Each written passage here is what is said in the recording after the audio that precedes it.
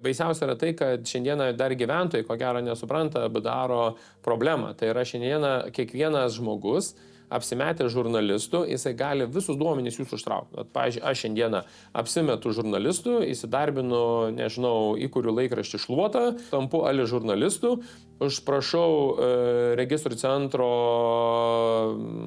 asmens duomenų, gaunu duomenys, kreipiuosi į Teisingumo ministrę, kad man dar platesnį spektrų duokit man duomenų. Ir tada man Rita Tamašūnienė duoda leidimą. Ir aš galiu panaudoti, kam noriu.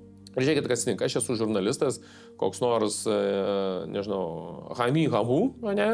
Aš gaunu duomenis apie politikus, surinku apie visus Seimo narius, surinku apie tarybos narius ir panašiai. Ir įskrendu į kelionę į Iraną, įskrendu į kelionę į Libiją, įskrendu į kažkokią kelionę. Tai aš su memoristiku įsiskraidinu visus duomenis apie jumis. Ar jūs suprantate, apie ką kalba yra? Šiandieną registrų centro duomenų valdytojas turi tą pačią minutę informuoti klientą apie tai, kad kažkas ima jo duomenis. Ir jeigu mano duomenis ima Davidonytė, tai turi prieš ją įduodant sakyti, mielas Remigijau, informuoju, kad šiuo metu kreipėsi Davidonytė, nori gauti duomenis. Tai aš žinosiu, kas paėmė tos duomenis ir aš jau galėsiu kelti reikalavimą.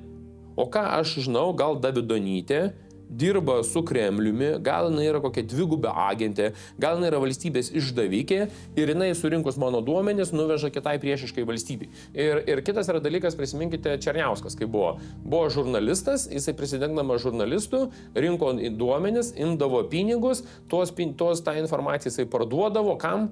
Konkurentam arba priešiškiem asmenim. Tai ašgi nesu garantuotas, kam jis šiandienai dirba, ne? Mes nesam nei vienas garantuotas. Gal šiandien dirba priešiškai valstybei.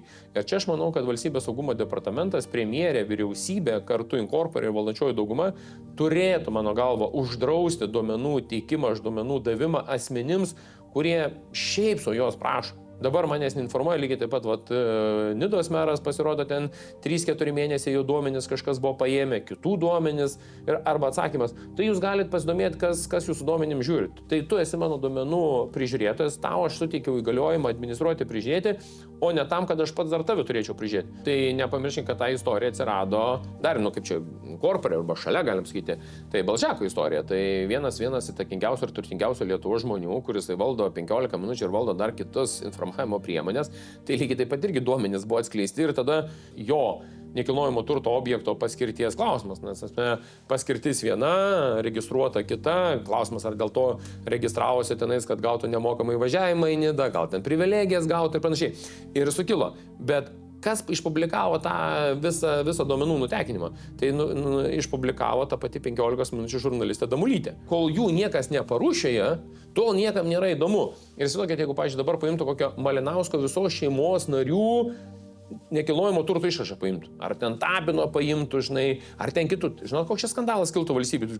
Kaip jūs drįstot mano duomenis nutekinti? Tai jeigu žurnalistas ima duomenis apie politiką, jo politikos šeimos narius, ten, nežinau, ligoninės vadovo, nežinau, ten valstybės tarnautojų, nesvarbu, ne?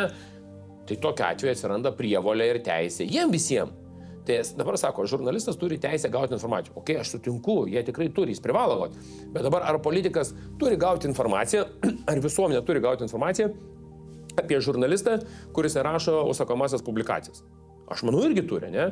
Tai tokiu atveju reiškia, apie visą informavimo priemonės grupę jie turėtų deklaruoti pajamas, turėtų deklaruoti turtą, turėtų deklaruoti vtekę savo šeimos narius ir panašiai. Lobistai pas mus yra pakankamai stipriai sureguliuoti, Transparency International tada teikia labai daug rekomendacijų. Dabar žurnalistas, kuris ima duomenis, jis niekur nedeklaruoja.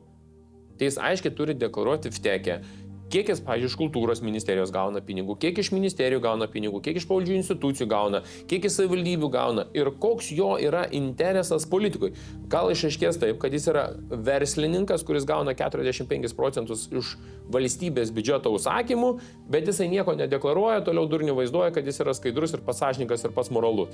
Tai aš manau, kad visiems žurnalistams ir žiniasklaidos priemonių atstovams ir savininkams turėtų būti labai aiškiai deklaracijos. Tie, kurie iš registrų centro arba iš kitų duomenų traukia duomenis apie kitus subjektus, jie iš karto privalėtų pateikti deklaraciją. Savo šeimos narių ir panašiai.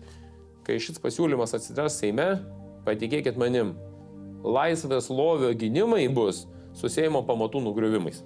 Ir ypatingai šitoje istorijoje reikia pabrėžti, kad visuomenės informavimo priemonės subjektai, nuomonių formuotojai, influenceriai, tie, kurie šiandieną politiką arba politinės temas pasidarė kaip savo biznio šaltinį, tai jie ir turėtų deklaruoti, nes jiegi gauna iš nepatikrintos informacijos, jie gauna pinigus iš nuomonių. Kas čia yra baisiausia, kad Lietuvoje atsirado kažkoks Frankensteinas, katašunio principų, kad nuomonė tampa mokama. Ne informacija mokama, bet nuomonė. Dar įdomiausiai, kad atsiranda žmonių, kuriem moka jiems už tai, kad jiems pasako kokią nuomonę. Tai reiškia, kiek Lietuvoje mes turime nemąstančių žmonių, kurie negali turėti savo nuomonės, nes jau jiem pasakyta nuomonė. Tai jie turėtų pateikti faktus ir informaciją, ir iš faktų ir informacijos žmogus turės formuoti nuomonę. Tai bet čia yra labai pavojingas žingsnis, nes valstybė slysta iš pagrindinių pamatų. Žmonėms bus jau gatava nuomonė pasakyta. Jis nebevertins informacijos, o tik tais nuomonė. O čia yra pats blogiausias dalykas. Nes nuomonė bus vieno patino, vieno tekio, kaip aš sakau, ne? Bet visos kitos avis paskui vieną tekį eis. Nors tas vienas tekis supranta, kad jos yra avis. Bet iš tų avių jisai naudojas, nes jis gauna plius. Tai apie tokius nuomonės formuotojus jie ir turėtų privaloma prievalė būti turto deklaracija, pajamų deklaracija ir FTEK deklaracija. Jūs galvojat, kad FTEKas pasiūlys, kad toks teisės aktas atsirastų? Ne. Jūs galvojat, kad žurnalistų inspektorius pasiūlys? Ne. Jūs galvojat, kad LRT pasiūlys šitą dalyką? Ne. Tai reiškia, turės pasiūlyti politikai. Jeigu politikai pasiūlys, tie, kurie politikai pasiūlys, jos vėl gyvus ės, vėl jos gyvus valgys. Bet čia, aš manau, valios sprendimas ir valios principas. Ir šia vyriausybė, premjerė Inga Ruginienė, jeigu imtųsi šito principo, manau, jos raumenys užaugtų labai stiprus visuomenė, jos požiūris žmonių ją labai stipriai pakiltų. Galėtų pasakyti, tai va, nors dar viena premjerė, nors dar viena vyriausybė, kuri imasi ryžtingai sutvarkyti ir sureguliuoti teisiškai va šitos dvigubus standartus.